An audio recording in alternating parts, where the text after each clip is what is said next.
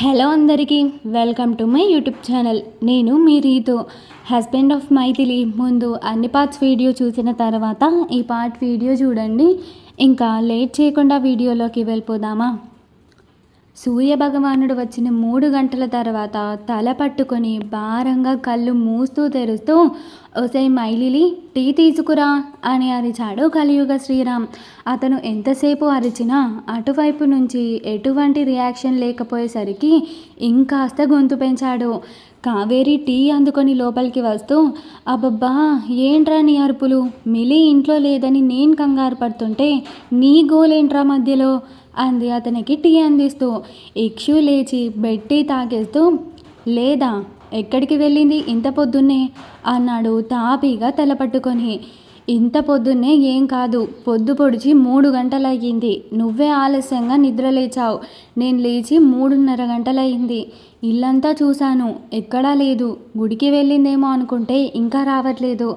అందుకే కాస్త కంగారుగా ఉంది. నువ్వు ఒకసారి వెళ్ళి చూసి రాకూడదు అంది అతని భుజం మీద చేయి వేస్తూ. ఎక్కడికి వెళ్తుందిలే, అదే వస్తుంది. ఎవరైనా దాని జోలికి వస్తే వాళ్ళని అమ్మేసి వచ్చే రకం అది.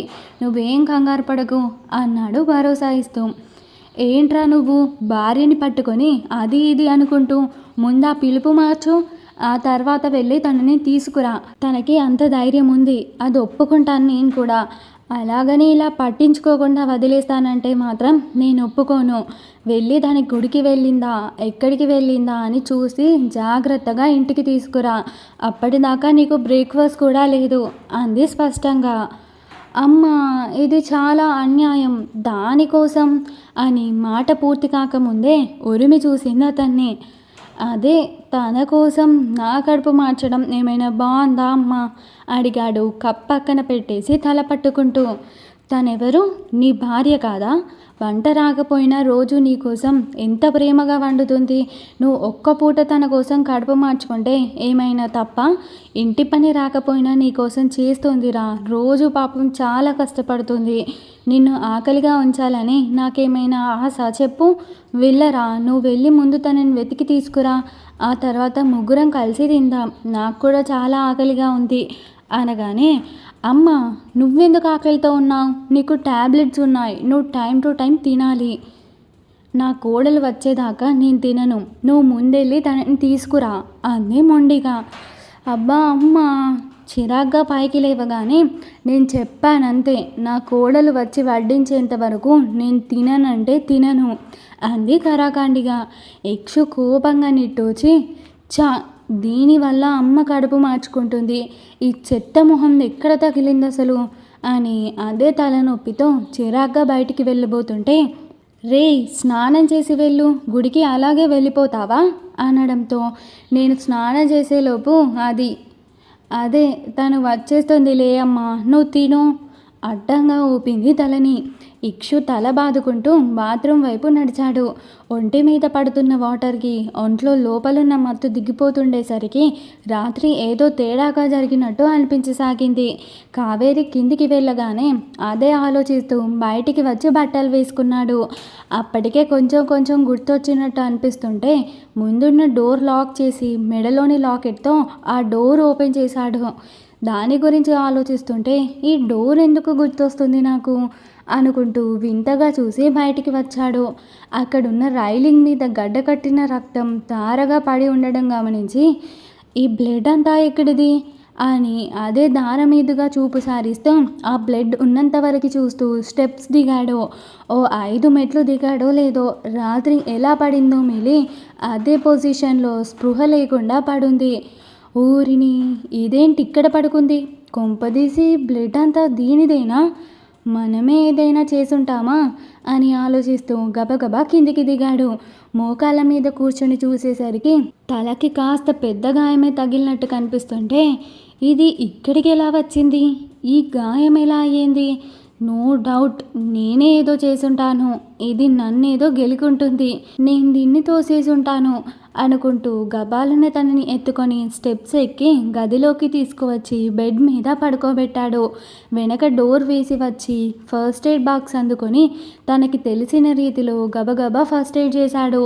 ఇంతలో కావేరి ఎంతసేపురా అంటూ మళ్ళీ వచ్చింది పైకి. ఆవిడ అరుపుకి గబాలున మిలికి దుప్పటి కప్పేసి డోర్ తీశాడు ఇక్షు. దుప్పటి వంక ఆవిడ ఆశ్చర్యంగా చూస్తుంటే, అమ్మ మిలి వచ్చేసింది, నేను చెప్పానా స్నానం చేసేలోపు వచ్చేస్తుందని, చూడు వచ్చేసింది అన్నాడు కంగారు దాచి. అవునా, ఎలా వచ్చింది? నేను గుమ్మం దగ్గరే ఉన్నాను కదా అంది కాస్త అనుమానంగా. నువ్వు ఊరుకో అమ్మా, కిచెన్ డోర్ లేదా, అక్కడి నుంచి వచ్చింది కానీ ఆదర్శేడి లేచాడా వాడు? నువ్వు వాడిని అసలు పట్టించుకోవట్లేదు మా, వాడు మళ్ళీ ఫీల్ అవుతాడు, నువ్వు వెళ్ళి వాడిని చూసుకోపో అన్నాడు ఆవిడని డైవర్ట్ చేయడానికి. నువ్వు మరీ నూరా, వాడెప్పుడో వాడి వర్క్కి వెళ్ళిపోయాడు, నీలాగా సోమరిపోతానుకున్నావా? పొద్దున్నే మిలీ కోసం చూసి చూసి తను రాకపోయేసరికి నా చేత టిఫిన్ చేయించుకొని తిని మరీ వెళ్ళిపోయాడు. కానీ మిలీ ఏంటి ఇలా పడుకుంది అని దగ్గరికి రాబోయింది. అమ్మా ఆగు అని పరుగున ఆవిడని చేరి అడ్డుకుంటూ, గుడిలో బాగా అలసిపోయిందంటమా, ప్రసాదం కూడా తినేసిందంట, నిన్ను టిఫిన్ తిని టాబ్లెట్స్ వేసుకోమని నాతో చెప్పి పడుకుంది అన్నాడు ఆవిడని నమ్మేస్తూ. అవునా, కానీ మిలి ఈ టైంలో నిద్రపోదు కదరా అనుమానం వెళ్ళబుచ్చి అడిగింది. అబ్బా, నిద్రకి టైం ఉంటుందా అమ్మా, ఎప్పుడు వస్తుందో ఎవరికేం తెలుసు, నువ్వు ముందెళ్ళి తిను, నేను కూడా వస్తున్నా, చాలా ఆకలిగా ఉంది అన్నాడు హడావిడిగా ఆవిడని తీసుకువచ్చి గది బయట వదులుతూ. సరే నూరా తిందాం అంది ముందుకు కదులుతూ. పద వస్తున్నా అని ఆవిడని పంపించేసి పరుగున మిలిని బెడ్షీట్ తీసి, దేవుడా ఇది బతికుందా చచ్చుందా అని పల్స్ చెక్ చేసి, అమ్మ బ్రతికే ఉంది అని ఊపిరి పీల్చుకొని, కానీ ఎందుకు లేవట్లేదు, ఒసై మిలి, ఏమేవి లిలి లేవే అని తట్టసాగాడు తన చెంపల మీద. ఎంతసేపటికి మిలి కళ్ళు తెరవకపోయేసరికి నార్మల్గా ఉన్న ఇక్షుకి కొద్దిగా కంగారు అందుకుంది. ఏ మైలిలి కళ్ళు తెరివే ప్లీజ్, నాకు టెన్షన్గా ఉంది అన్నాడు తడుతూ. ఇదేంటిది కళ్ళు తెరవట్లేదు దేవుడా అనుకుంటూ డాక్టర్కి ఫోన్ చేశాడు. కిందికి వెళ్ళి ఏదో తిన్నట్టు చేసి ఆవిడని గదిలోకి పంపించాడు కంగారుగా. తిరిగి పైకి వచ్చేసరికి కళ్ళు తెరిచింది మిలి. ఇక్షు పరుగున వెళ్ళి తనని చేరి, అమ్మయ్యా కళ్ళు తెరిచావా, అప్పటి నుంచి ఎంత పిలుస్తున్నా పలకకపోయేసరికి ఎంత టెన్షన్ పడ్డానో తెలుసా అన్నాడు. ఇక్షు చెప్పకపోయినా అతని మొహంలోనే తెలుస్తుంది ఆ టెన్షన్. నువ్వే తోసేసి మళ్ళీ నువ్వే టెన్షన్ పడుతున్నావా అంది మిలి నీరసంగా. నిజంగా నేనే తోసేసానా, నాకు గుర్తులేదు మైలిలి అమాయకంగా సమాధానం ఇచ్చాడు. అంత ఇన్నోసెంట్గా అడగకు తోసేసానా అని, తోసేసావు నువ్వే అంది తల పట్టుకుంటూ. ఉఫ్, తాగితే నేనేం చేస్తానో కూడా నాకు గుర్తుండదు, ఒక్కసారి మొదలు పెడితే ఎంత తాగుతానో అది కూడా ఐడియా ఉండదు అని ముద్దుగా కూర్చుని ముచ్చట్లు చెప్తుంటే, అనుభవించానులే అని గొనుక్కొని, ఓ సారీ, ఈ రోజుకి నీ పనులు నేనేం చేయలేను, నా వల్ల కాదేమో అంది తనని తాను చూసుకుంటూ. ఇప్పుడు నిన్ను చెయ్యమని ఎవరూ చెప్పట్లేదు కానీ మూసుకొని రెస్ట్ తీసుకో. అవును, నువ్వేం తినలేదు, సరే ఉండు, ముందు నేను తినడానికి తీసుకువస్తా అని కిందికి పరుగు పెట్టాడు. వామ్మో, వీడిలాంటి వాడికి మనుషుల మీద కన్సర్న్ కూడా ఉంటుందా, అది కూడా ఈ రేంజ్లో అనుకుంది తన మనసులో. ఉప్మా తీసుకువచ్చి స్పూన్ వేసి మిలీకి అందించాడు. మిలీ తింటూ, నేను త్వరగా కోలుకొని మళ్ళీ మీ ఇంట్లో పనులన్నీ చేయడానికే కదా ఇదంతా, అలా అయితే కాస్త తక్కువ తాగి నన్ను తోసేయకుండా ఉండాల్సింది అంది నవ్వుతూ. అలా ఏం కాదు, ఇక నుంచి నువ్వేం పనులు చేయాల్సిన అవసరం లేదు, రేపటి నుంచి మేడ్స్ వస్తారు, మన కాంట్రాక్ట్ కేవలం మనం వైఫ్ అండ్ హస్బెండ్గా నటించడానికి మాత్రమే, నువ్వు నా ఇంట్లో పని చేయడానికి కాదు, నీకు నేను డబ్బులు ఇస్తాను, నువ్వు నాకు వైఫ్గా నటిస్తావంతే అనేసి ఏదో కాల్ చేసి మాట్లాడాడు. వామ్మో, ఇంత బుద్ధి ఎప్పుడు వచ్చింది రామా నీకు అంది కొద్దిగా ఆశ్చర్యపోయే. బుద్ధి కాదు శుద్ధి కాదు, ఇందాక అమ్మ నీ కోసం చెప్తుంటే నీ గురించి బాధపడ్డం విన్నాను, నువ్వు కష్టపడినా చూస్తానేమో కానీ అమ్మ బాధపడ్డం నేను చూడలేను అందుకే ఇది అమ్మ కోసం, నీ కోసమేం కాదు అన్నాడు. సరే నాదొక డౌట్ అడగనా అనగానే, అడుగు, ఎందుకు లేట్ అన్నాడు.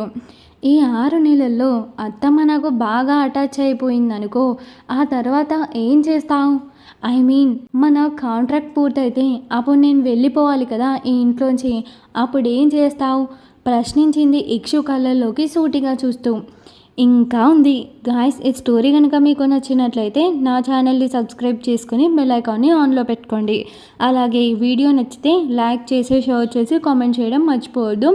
అండ్ నెక్స్ట్ ఎపిసోడ్స్ కూడా వెంటనే చూడాలనుకుంటే మెంబర్షిప్ తీసుకోవడం మర్చిపోవద్దు.